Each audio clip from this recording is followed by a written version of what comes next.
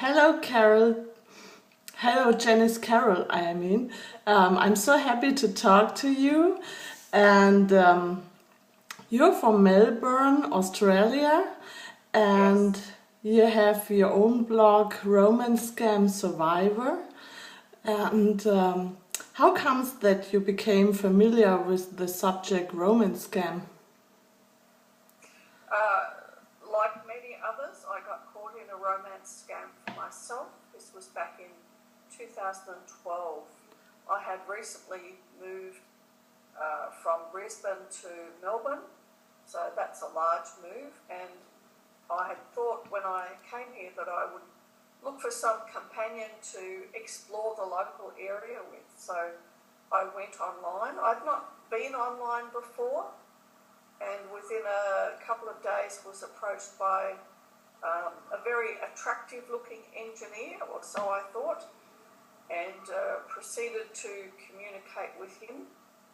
And what I now know is fairly usual scam scenarios went on, where he started professing love very quickly and very strongly. Mm-hmm. I responded to that and took it on face value, and within sort of 4 or 5 weeks it had become very, very serious, and he had asked me to marry him and I had agreed.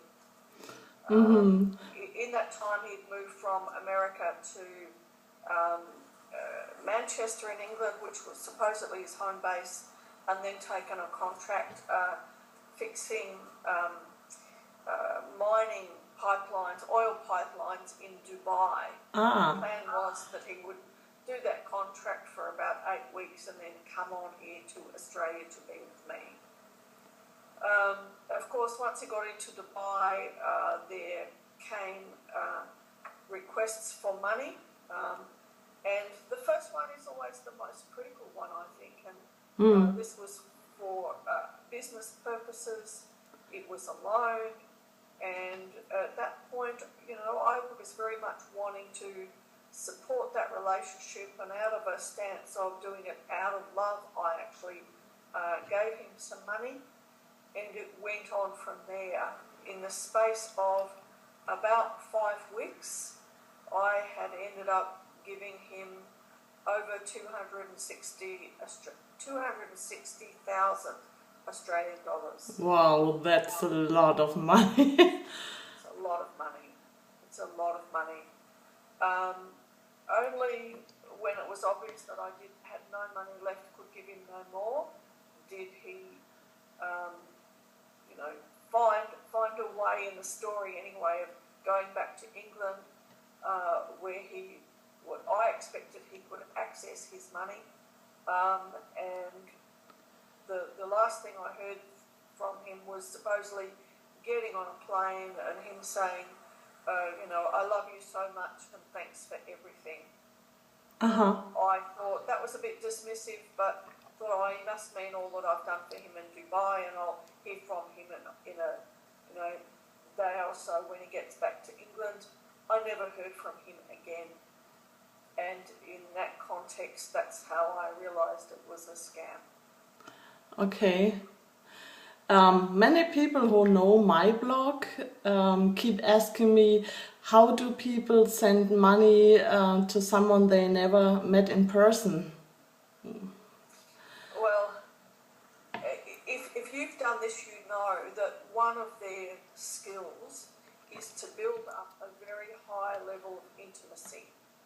And whether you've met them in person or not, you feel like you know them, you feel like you love them, and there's a very high level of intimacy. This is sometimes combined with online sex as well, and that makes the intimacy even stronger. But That's true.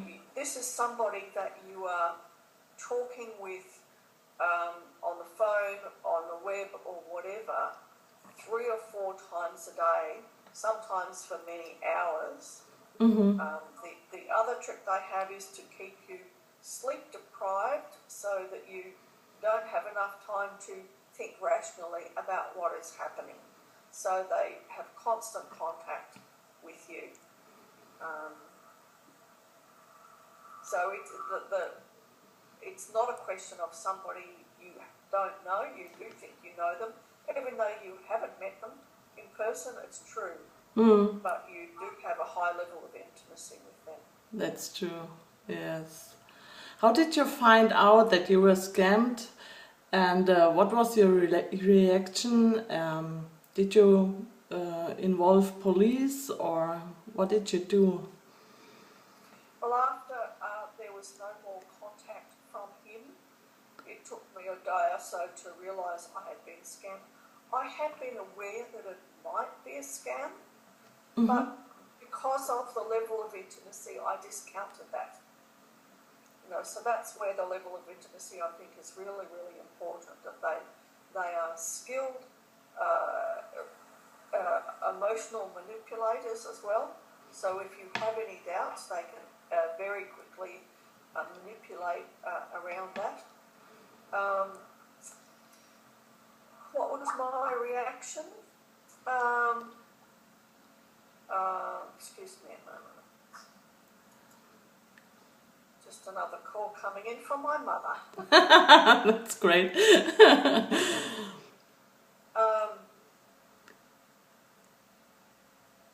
So, yes, I did go to the police. I did talk to my mother, in fact, and some close girlfriends, and I did go to the local police after finding out that that was the best thing to do. Here in Australia, there was a variety of reactions. The police certainly took details from me, and they did contact Western Union, because the only way you can deal with Western Union is via the police, and so they passed on the names that I had been using, so that they could not be used by other people. I see. But I know other people here who've gone to the police and just been told, well, what do you expect us to do? The how could you be so stupid type stance is also common in police, and I think people are often belittled in going to the police. So it does depend on which state it is. That's true. What helped against the bad heartache? I bet you felt very sad and desperate. Yes. Certainly the first month was pretty awful. I took some time to actually write down what had actually happened as a way of me coming to an understanding about that. And then further on, as I did more research on scams and scammers, I came to realise that it was, even though I felt special, that in fact it wasn't personal. They weren't dealing with me as a person at all. They were dealing with me as a person who could get the money. And so, even though I'd been made to feel special, that was a lie. So understanding how scammers worked really helped me come to terms with that, and realise that it was just all a fantasy and a lie. And how did you become a survivor then? That's really interesting. For about a year after the scam, I became quite isolated, and I probably was suffering low-level depression during that time. Really not liking myself, not liking what I had done, and I had some feedback by somebody I met that I was experienced as not being very friendly. Now, as I came to understand the impacts, I totally understand that I wasn't putting myself out there to be friendly, because I didn't expect that anyone would like me. Okay. Over time, though, I had to deal with some of the financial difficulties that I had created for myself, including taking money out of a superannuation fund that was illegal at the time, and I had to declare that to our tax people, and I argued with the tax people for not having them treat me badly and to give me some discretion. They refused to, but in the process of dealing with them, I wrote quite a long paper to them explaining how I was the victim of professional fraudsters that were skilled manipulators, that I was not in control of myself during this time, but I was in control prior and post that time. In really understanding that that's what these people are, they are criminal fraudsters, I came to a deeper understanding of the abuse that I had suffered rather than I had just made a terrible mistake. So I was able to, in translating it from, made a terrible mistake, that how could I was able to move that into a position of I was abused by professional and criminal fraudsters who were very, very skilled at emotional manipulation, and that I was not in control during that time. If I was in control, I wouldn't have done it. I see, I see. So I went, so that really gave me a very good grounding in that. And then later I was let go from my job, and I had some time, and I wrote about this again, and then started my blog. And I found in writing my blog, each time I would write something, I would feel stronger and stronger in myself. That's great. The whole thing about dealing with shame is that the more you own up to what's happened, the less shame you feel. So, and I probably wouldn't have been able to do that if I was still working, but because I wasn't working in that time, I took a stance of putting myself out there and being public about it. I started a support group here using Meetup. That got me some press, and from there were more and more people wanting me to talk. So I did quite a lot of press over that year, 2014 I think it was. So the combination of talking publicly and writing allowed me to recover.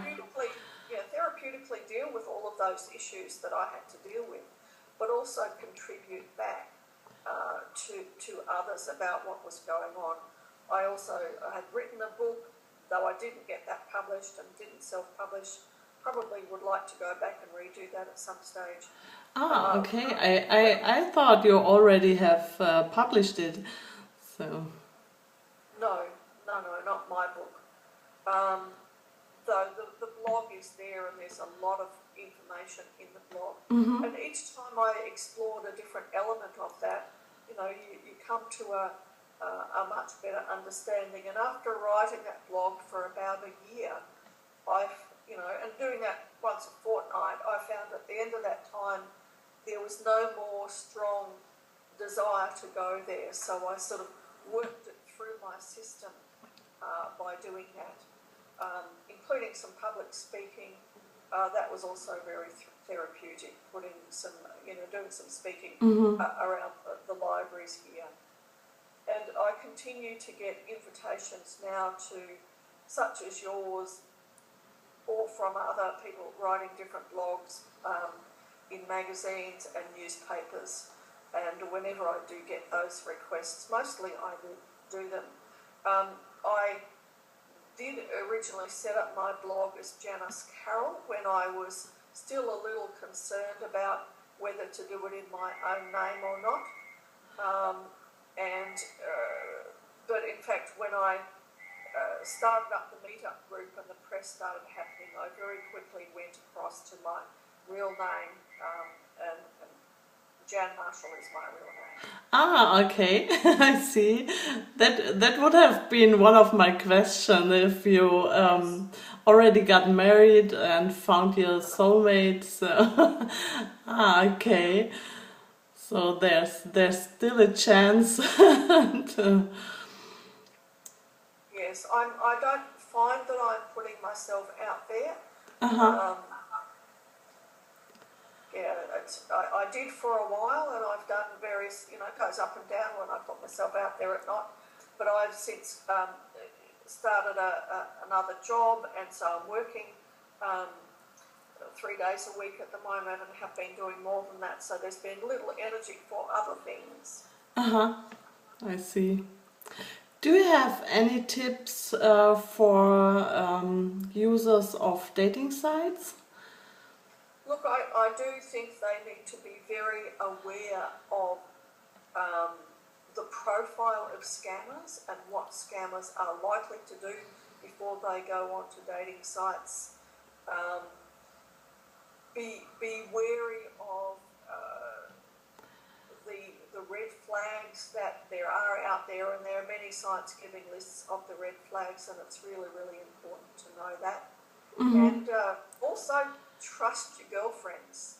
Often it's the girlfriends who say, hey, I don't think this is quite right. Yes. And you know, you do need to take notice of that. Unfortunately, I didn't. And I got, you know, they pull you into these relationships very, very quickly. Okay. And be wary of somebody who's not able to meet you face to face. That's true. That's not to say that the ones who meet you face to face are always reliable either, but at least it sort of avoids this situation I was in, where I was, you know, saw a very sophisticated looking man, but it was probably a young black Nigerian. Yeah, probably. Yes. Yeah, face to face is always the best proof anyway. So. Yes. But